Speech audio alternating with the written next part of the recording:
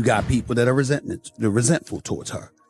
But she is really not about her, guys. It's about what she represents. To be clear, Caitlin Clark is being fouled at a record rate. Some of them are brutal fouls, and a lot of the refs are looking the other way. Fortunately, it's creating a textbook hostile work environment for Caitlin Clark. And under Title VII of the Civil Rights Act, the federal government does have an ability to engage here. The crisis surrounding Caitlin Clark has just exploded. We're talking a devastating new bombshell, and this time, the casualty isn't Clark herself. After months of brutal, unchecked fouls, and with Clark already sidelined, sources are now confirming the worst. Her most vocal defender, Sophie Cunningham, is officially out for the season. She suffered a devastating knee injury against the Connecticut Sun. The Indiana Fever's nightmare season just spiraled. This is rock bottom. But despite all that success that she's immediately had, the league has basically looked the other way as she's been targeted on a weekly basis. Remember when Caitlin Clark exploded onto the scene? The Indiana Fever signed her, and overnight, the WNBA learned what true media attention looked like. We've seen rookies before, but never anything like this. Clark wasn't just another player. She instantly became the league's golden goose, the face, the cash cow. Whatever you want to call it, Clark was the driving force. She shattered viewership records and changed everything. Okay, because she's brilliant, right? That's why she's wreaking havoc. Because she is so... And the numbers? Oh, they screamed louder than any headline. League app engagement? A mind-blowing 613% surge. Nobody checked the WNBA app until Clark. Subscriptions jumped an unheard of 366%. Fans literally started paying to follow the league the moment she arrived. Merchandise sales? A wild 601% increase. Everyone wanted Clark's jersey. Her name, her number, and the Indiana Fever, their franchise value tripled. Let that sink in. Tripled. From practically invisible to one of the most valuable teams, all because of one player, one rookie. Her attention about Caitlin Clark. Caitlin Clark has had a seismic impact on the WNBA ever since she first joined. Merchandise sales. And yet somehow, this unprecedented success stirred up the biggest storm in the league's history. You'd think the WNBA would be throwing parades, putting up statues, maybe even giving her a bubble wrap armor suit to keep her safe. But no. Instead, as she outshined three-time MVP Ashea Wilson, the league went into silent panic mode. Why? Because a white rookie was doing what veterans couldn't. Suddenly, we weren't just talking basketball anymore. We were talking politics, egos, and raw envy.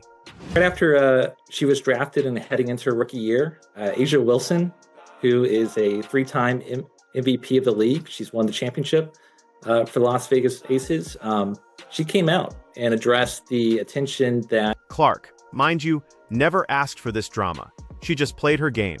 But the second her face was plastered on every highlight reel, it was game over. The backlash hit hard. It wasn't subtle. It wasn't professional. And insiders confirm it. Sure as hell wasn't safe. Now, here's the bombshell. She's stepping away. Clark is officially out for the season. Not because she's washed up, not even close, but because she's been absolutely battered on the court and burnt out off it. The situation spiraled out of control. It boils her blood when people try and say that it's not about race. And so, unfortunately, it seems like there's a lot of commentary that's being made by players when they're on camera and they know reporters are watching. Let's talk numbers again, because if the drama felt intensely personal, the stats made it undeniably clear. Caitlin Clark absorbed a shocking 17% of all flagrant and hard fouls across the entire WNBA season. Stop for a second.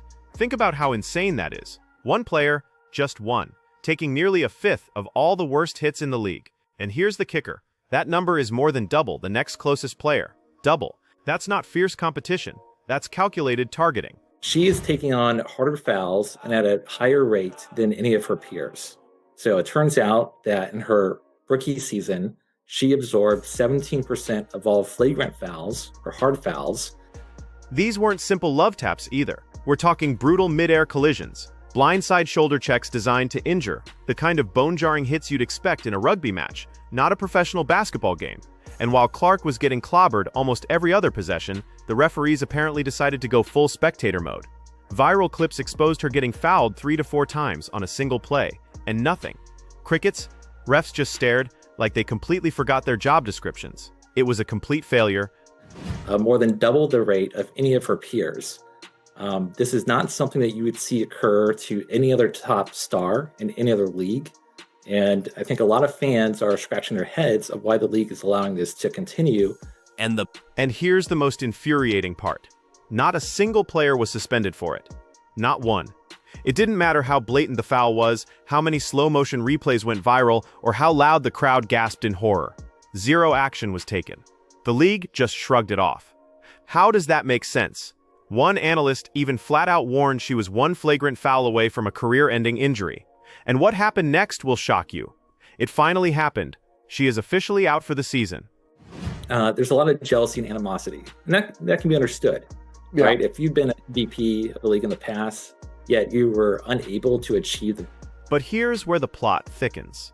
This mess isn't just about the fouls. It's not just some gritty basketball beef that got out of hand. No, sources confirm it got way deeper. A'ja Wilson, a three-time MVP, didn't hold back. She publicly declared, "Race is a huge thing. It boils my blood when people say it's not." That's a league icon dropping the race card on a live mic. No filters. Suddenly, you realize Clark isn't just catching bodies on the court. She's carrying the weight of a cultural divide she never asked to be part of. Unable to achieve the visibility and perhaps the endorsements that Caitlin Clark has received right out of the gate, it shows that it's normal to assume that there would be some degree of resentment. However, the concern is that resentment is then leading to targeting on the court. Locker room insiders admit veteran black players who've been grinding in this league for years without mainstream media love, without big endorsements, without national buzz, are clearly annoyed. A white rookie rolled in and seemingly stole the spotlight overnight. Look, the frustration is understandable. But when that frustration turns into blatant on-court retaliation, that's when we have a completely different and far more dangerous problem. Players are privately saying this has been building for years. Because Ms. Clark's civil rights are being violated as she is targeted on the court, the basketball court, and no one's protecting her. Is that what you're saying? Clark, to her credit, never said a word about race. She never pointed fingers. She never played the victim. But the second she became the undeniable face of the league, the resentment kicked in, and the foul count followed. She became the scapegoat for decades of ignored black talent and league failures. While that debate is absolutely worth having, sources confirm it sure as hell shouldn't be settled with dangerous elbows and cheap shots. This isn't how a professional league operates. That is the weirdest thing in the world, but it is what it is, and I'm glad that Caitlin has a great head on her shoulders. This is where the story turns from tragic to almost prophetic. Remember when Sophie Cunningham publicly warned the star player of the league is not being protected? Now, her words are haunting the entire WNBA. During the game against the Sun, Cunningham went down on a seemingly routine, non-contact play. She planted her foot to make a move, and her knee buckled. The diagnosis confirmed the absolute worst, a torn MCL. The one player who courageously stood up and warned the league about its out-of-control physicality has now had her own season brutally ended by it. It's basically done for the WNBA what Michael Jordan did for... And Sophie Cunningham's injury just blew the entire conversation wide open. It's no longer just about the targeted fouls against Caitlin Clark. It's about a dangerous, hostile work environment for every single player in the WNBA. This is textbook hostile work environment, where the cumulative effect of unchecked aggression and ignored warnings creates hazardous conditions. Legally, the WNBA now has to answer how a season this physically brutal was allowed to unfold, leading to devastating injuries that are taking out the league's key players. And the amount Caitlin Clark is being fouled compared to any of her peers in the league, or the treatment that she receives compared to any other top stars in any other leagues, there's no comparison to it. And now, because of all this unchecked nonsense, we're here, Caitlin Clark. Arguably, the only reason half the country even remembers the WNBA exists is done for the season. She came into this league just trying to play basketball. She broke every rookie marketing record in the book, and she ended up getting clobbered on the court, then iced out politically. She's hurt, she's frustrated, and sources close to her are saying she's probably wondering why the hell she signed up for this league in the first place. Instead of protecting its transformative star, the league's leadership ignores the relentless targeting of Miss Clark, treating its greatest asset as if she were a PR headache. The Wall Street Journal didn't hold back. They straight up stated the shocking truth. The WNBA is sitting on a civil rights lawsuit just waiting to erupt. This isn't a whisper anymore. It's a legal time bomb, ticking louder with every ignored foul, every shady non-call, and every player injury. And now the league's entire leadership, from Commissioner Engelbert down, is squarely in the hot seat, whether they like it or not. The crisis has reached a breaking point. Obviously, ratcheted down. Let's be brutally real. This isn't just a bad officiating issue anymore. We're talking about a pattern of behavior that screams discrimination from the rooftops. Remember Harris vs. Forklift Systems from 1993? That landmark case made it crystal clear a hostile work environment doesn't require a physical punch to count. It just needs degrading, repeated behavior that makes someone feel like dirt every single time they clock in. Sound familiar? It's a legal minefield. It's about what she represents. Before she ever came along, there were a lot of outstanding basketball players who happened to be black females. Now, toss in Texas Department of Community Affairs v. Burdine from 1981.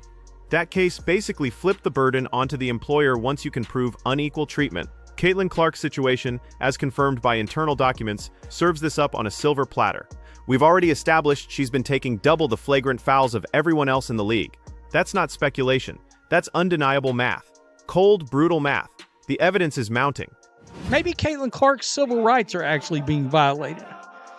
Is her right to a peaceful workplace, a non-hostile work environment, are those... But wait, it gets even worse. We've got unaddressed public comments caught on camera, players openly throwing around the race card. Then there are the now tragic words of Sophie Cunningham, the player who bravely called for protection, now sidelined for the season, confirming Clark wasn't being protected. Ajo Wilson herself spoke out, revealing the situation boils her blood. This is irrefutable evidence. Then came the nuclear option, leaked internal chatter suggesting referees were actually told to let them play. The plot thickens significantly. And so she's facing a hostile work environment. Unfortunately, it appears that it does impact a protected class, her race, as evidenced by quotes by players in the league. And there is a federal element here to where the government can intervene, and we've already seen this. Now, the Department of Justice is sniffing around. So is the Labor Department. Even Congress is stepping into this absolute mess. Workplace safety, discrimination laws, all are officially in play. This isn't just a game anymore. Senator Jim Banks has already sent a formal letter to Commissioner Kathy Engelbert. He's not asking politely for answers, he's demanding them. If that doesn't tell you the WNBA's PR team is in full panic mode, nothing will. When lawmakers start digging into your league's policies, it's no longer just an image problem. It's legal, political, and financial chaos rolled into one. Time race has really gotten to this level. Why do you think the referees don't protect her more? I think that's a great question. And I think the one key that, the 17% of flagrant fouls that she receives versus others, that's just based on calls that have actually been, that the referees actually call. But somehow, despite this utter chaos, mainstream media mostly stayed silent. Where were the deep dive think pieces? Where were the network specials? Then came the ultimate snub. Caitlin Clark was excluded from the USA Olympic team. The same player single-handedly carrying league viewership on her back. She's literally the #1 ticket seller in the entire WNBA. And somehow, she doesn't make the Olympic cut. Make it make sense. It's an insult to the fans. Under these circumstances, where these girls are just going out there and playing basketball. And the fallout was immediate. The All-Star Game, which should have been a victory lap for the league, saw its ratings nosedive by a catastrophic 55%. That is not a coincidence. That is what happens when fans realize the one player they actually tuned in to see isn't going to be there. You sideline Clark, and apparently the entire fan base says, "Cool, we're out too." The fans have spoken. Clark shattered fan vote records with 1.29 million All-Star votes, yet ranked only 9th among guards on the player ballot. But the drama got worse. Even WNBA owners joined the downplay Clark party. Sheila Johnson, Mystics owner, casually suggested other players deserve the spotlight more. You'd think an owner, benefiting from league growth, would protect the player responsible. But no, politics took over. It's not just the media blackout or the Olympic snub now. It's the profound emotional toll. Caitlin Clark herself said it. They get away with things they wouldn't do to others. That's from her. Not a fan blog, not a teammate. That's from the person living it. The one getting elbowed in the ribs, slammed midair while everyone watched like a WWE match. The league's failures are now undeniable.